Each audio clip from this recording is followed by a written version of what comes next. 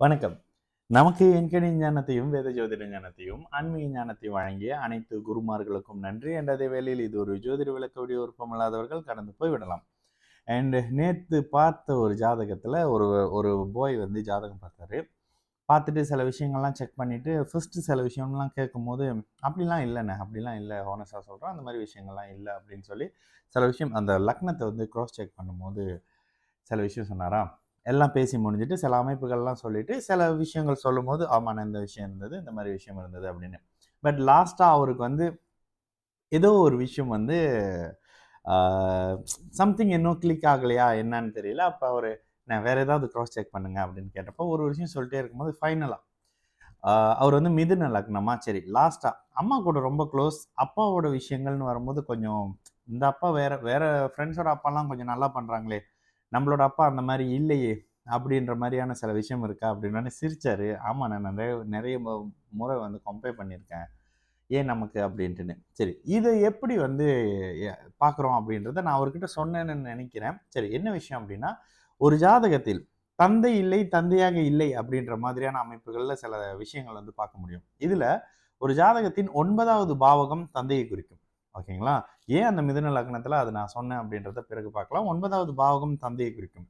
அந்த 9வது பாவக அடிப்படையில இருக்கக்கூடிய பாவ கிரகம் அந்த தந்தையின் அமைப்புகளை கெடுக்கக்கூடிய தந்தையாக இல்லை, தந்தையே இல்லை அப்படின்ற மாதிரியான சில தன்மைகள செய்யும். சரி, அந்த மிதுன லக்ன ஜாதகத்துல லக்னாதிபதி வலுத்திருக்கிறாரு. குருவினோட சேர்ந்து 5ஆம் இடத்துல அமர்ந்து சுக்கிரனின் வீட்லன்னு லக்னாதிபதி வலுத்த ஜாதகம். ஓகேங்களா? அப்ப 5ஆம் இடத்துக்கு குருவின் பார்வை 9ஆம் இடத்துக்கு குருவின் பார்வை வந்தாச்சு. அப்ப அப்பா இருக்காரு. அப்ப சனி வேற 9ஆம் இடத்துல இருக்கிறாரு. 9ஆம் இடத்துலேருந்து சிம்மத்த தொடர்பு கொள்றாரு. சூரியன் அமாவாசை அமைப்புல இருக்காரு. அப்ப அத பார்த்தோனே தான் அடுத்த விஷயத்துல, அப்பா அப்படின்னு வரும்போது, ஒரு மைனஸ் இருக்கா? அப்படின்னு கேட்டது. ஓகேங்களா? இது ஏன்? ஒரு ஒரு ஜாதகத்துல தந்தை ஸ்தானத்தை எப்படி நீங்க பார்க்குறீங்க அப்படின்னு கேட்டீங்கன்னா, முதலாவது நிலையாக 9வது பாவகம்.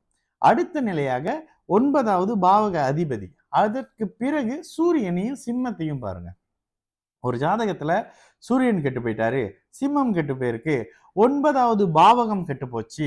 அந்த இடத்துல தந்தை இல்லை. கண்ண மூடிட்டு சொல்லிடலாம். சிம்மத்துல சூரியனும், ராகுவும் இருக்கிறாங்க. சிம்மத்துல ராகு, சனி இந்த மாதிரியான பாவ கிரகங்கள் இருக்காரு. ராகு தசை நடந்துருச்சு. சனி தசை நடந்து முடிஞ்சிருச்சு.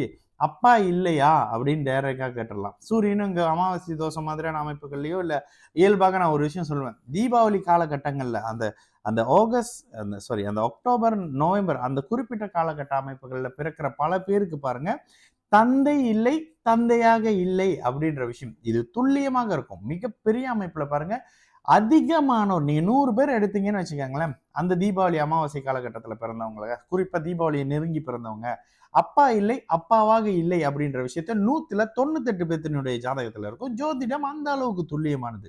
இந்த ஒரு விஷயத்த வச்சு தான் அவர்கிட்ட சொன்னேன். அப்ப இன்னும் கூட சில விஷயம்லாம் கேட்டாரு. அப்ப நான் சில அமைப்புகள சொன்னேன்.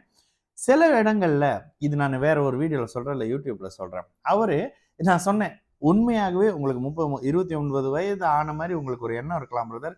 இப்பதான் உங்களுக்கு 1 1/2 வயசு. நல்ல காலம் பிறந்து" அப்படின்னோனயே, "ஆமாண்ணே" அப்படின்னு சொன்னாரு. ஸோ இந்த மாதிரியான அமைப்புகள் ஜோதிடத்துல இருக்கும். சரி, இதற்கு முன்னுக்கு அந்த 1 1/2 29 வயசுல தான் 1 1/2 வயசுன்னு சொல்றீங்களா? அப்ப அதற்கு முன்னுக்கு அப்படின்னு கேட்டா, உங்களுடைய படிப்புல தடை.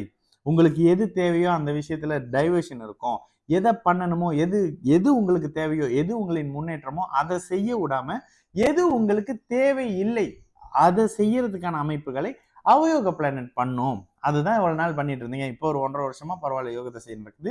லக்னத்தை குரு வலுத்து பார்க்கறனால சில அமைப்புகள் இருக்கும். இந்த இடத்துல தான் பாடி வெயிட் எல்லாம் போடும் அப்படின்னு சில அமைப்புகள்லாம் சொல்லி, அது ஒரு 1 ஹவர் கிட்ட பேசினோம். அவர் அப்படியே சூப்பர்ண்ணே அப்படின்னு சொன்னாரு. சரிங்களா? இந்த அமைப்புகள்ல இருக்கும். நல்லது நடக்கும். எல்லோரும் நல்லா இருப்போம். வணக்கம்.